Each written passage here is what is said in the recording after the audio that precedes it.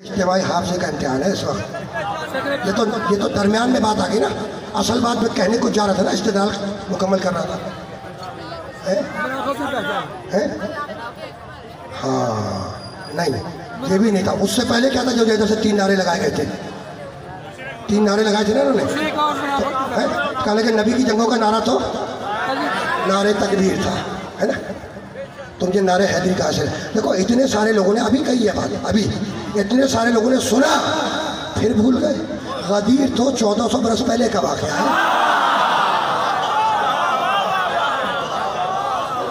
ہے نا.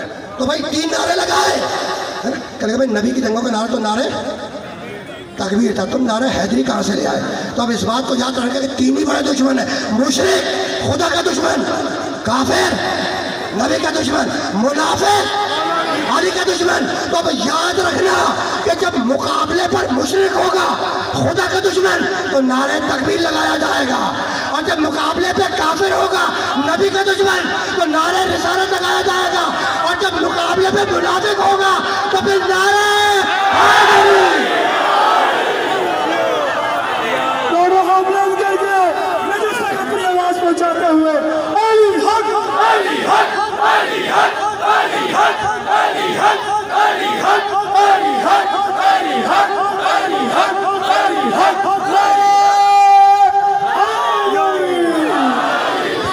بس اب رکنا نہیں ہے, اس مرحلے سے ہمیں ذرا سا اور آگے جانا ہے.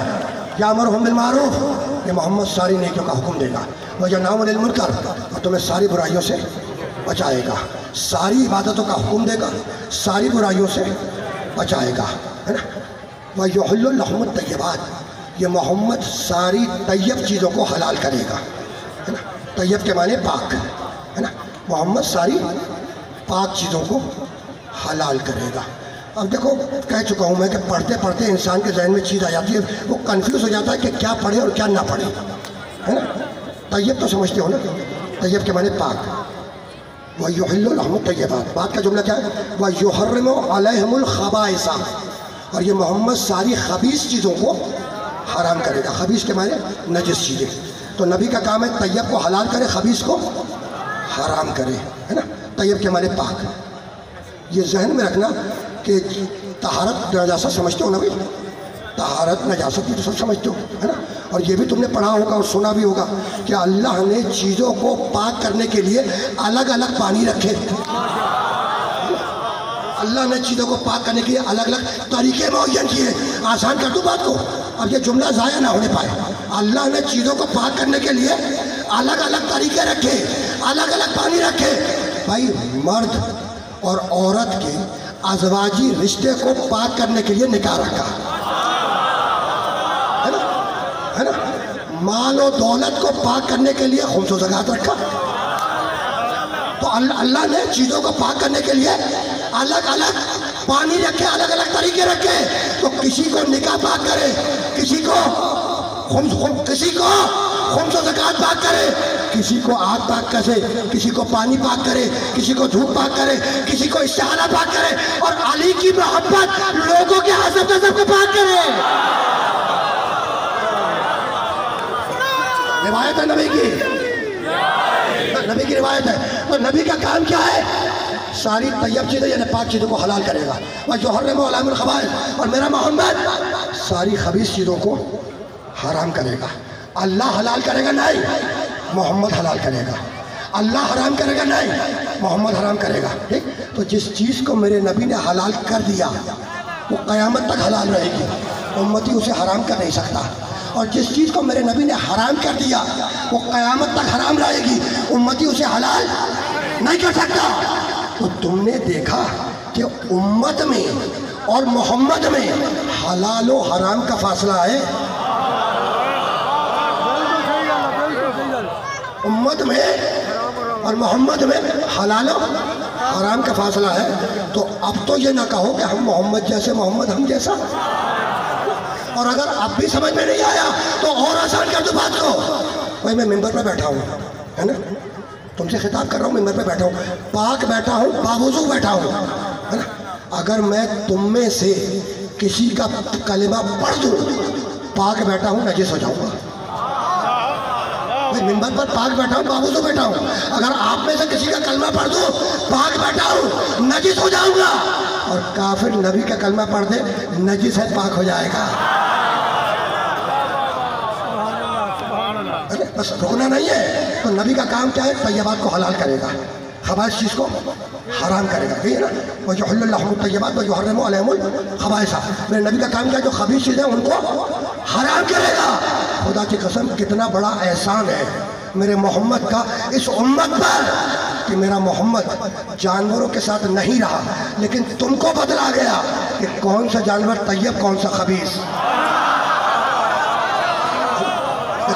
دیکھو سارے چوپائے حلال نہیں ہیں، کچھ حلال ہیں جن کی اجازت ہے کھانے کی، کچھ حرام ہے، خبیث ہیں جانور جن کی ممانعت ہے۔ تو کتنا بڑا احسان ہے میرے نبی کا کہ میرا نبی جانوروں کے ساتھ نہیں رہا، لیکن آپ کو بتلا گیا کہ کون سا جانور طیب کون سا خبیث۔ اسی طریقے سے سارے پرندے بھی حلال نہیں ہیں، کچھ پرندے حلال ہیں، اجازت ہے کھاؤ، کچھ پرندے حرام ہیں، ان کی ممانعت ہے نہ کھاؤ، ہے نا؟ تو میرا محمد جانوروں کے ساتھ نہیں رہا، لیکن تم کو بتلا گیا کہ کون سا جانور طیب کون سا خبیث۔ میرا محمد پرندوں کے ساتھ نہیں رہا، لیکن تم کو بتلا دیا کہ کون سا پرندہ طیب کون سا خبیث۔ اسی طریقے سے ساری سمندری مخلوقات بھی حلال نہیں ہے، سی فوڈ کچھ حلال ہے کچھ حرام، نبی بتلا گیا کون سا حلال کون سا حرام۔ تو میرا نبی سمندری مخلوقات کے ساتھ نہیں رہا، لیکن تم کو بتلا دیا کہ کون سی سمندری مخلوق طیب کون سی خبیث۔ تو جن کے ساتھ نہیں رہا ان کے بارے میں بتلا دیا، تو جن کے ساتھ رہا ہوگا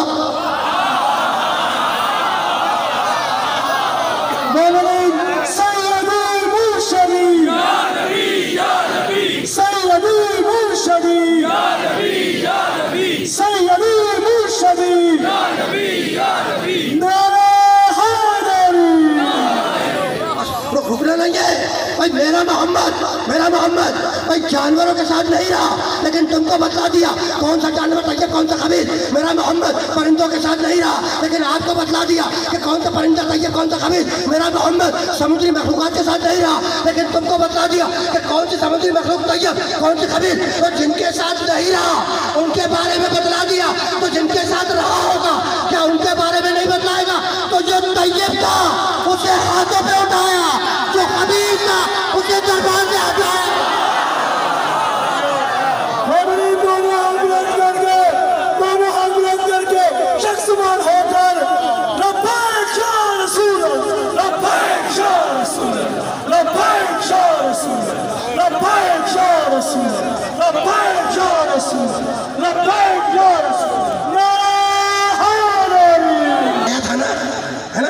خبیث تھا جبھی تو ہٹا دیا، اللہ نے عذاب بھی نازل کر دیا۔ یہی تو سمجھانا تھا، ہے نا؟ تو جو طیب تھا اسے ہاتھوں پر اٹھایا۔ اچھا بھائی کون سے میدان میں اٹھایا؟ کون سے میدان میں اٹھایا؟ غدیر کے میدان میں۔ بچے نے کہا غدیر کے میدان میں، ٹھیک ہے نا؟ تو اب یاد رکھنا اس بات کو کہ غدیر کا میدان تھا، خالق کا فرمان تھا، نزول قرآن تھا، جبرائیل درمیان تھا، اور شیطان پریشان تھا۔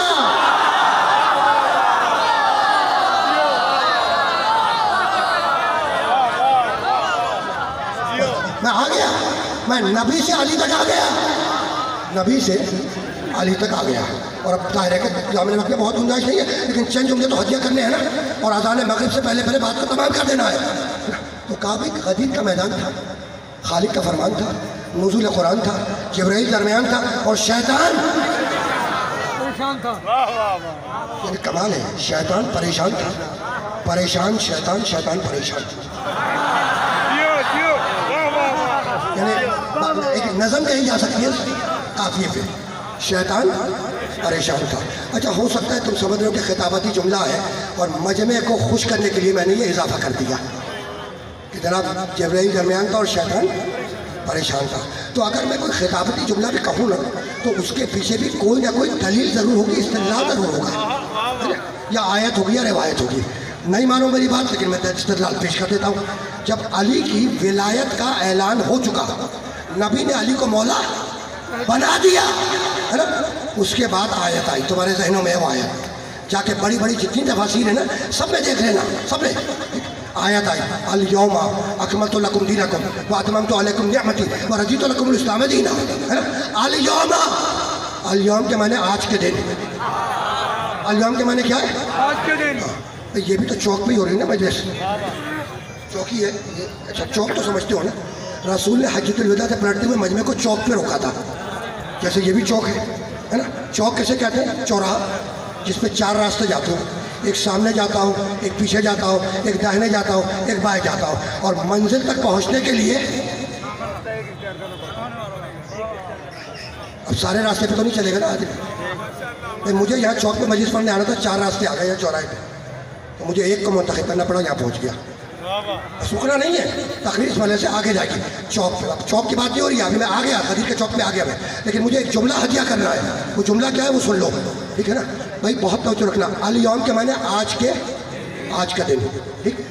علی کی ولایت کا اعلان ہو گیا تو آیت آئی الیوم اکملت لکم دینکم، الیوم کے لفظ کو ذہن میں رکھنا، الیوم اکملت لکم دینکم، اللہ کہہ رہا ہے آج کے دن دین کامل ہوا، آج کے دن نعمت تمام ہوئی، اور آج کے دن اللہ تمہارے دین اسلام سے راضی ہو گیا۔